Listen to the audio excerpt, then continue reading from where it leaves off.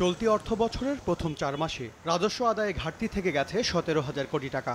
এরপরও দেশের ইতিহাসে প্রথমবারের সংশোধিত লক্ষ্যমাত্রায় 54,000 কোটি টাকা বাড়ানোর সিদ্ধান্ত নিয়েছে সরকার। তবে একে চ্যালেঞ্জ হিসেবে দেখছেন না রাজস্ব আদায়ে পিছিয়ে থাকা এনবিআর চেয়ারম্যান। কালেকশন টার্গেট সবসময় চ্যালেঞ্জিং। চ্যালেঞ্জটা যদি বড় হয় তাহলে চেষ্টাটা বড় হয়, সে কারণেই আমাদের এটা বাড়াতে হয়েছে।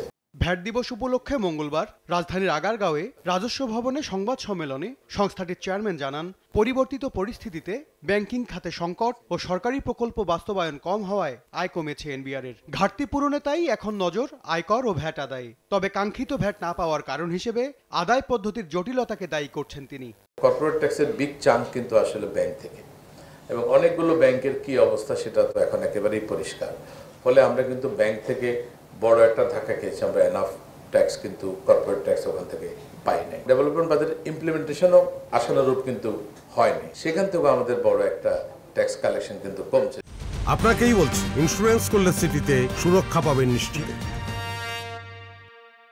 এ সময় এলডিসি উত্তরণ ঘিরে শুল্ক কাঠামোতে বড় পরিবর্তন আনার কথা জানান এনবিআর চেয়ারম্যান। বলেন, কাস্টম হাউস কেবল নিরাপত্তা নিশ্চিত করবে, অটোমেশন পদ্ধতিতে আদায় হবে কর, এতে কমবে হয়রানি।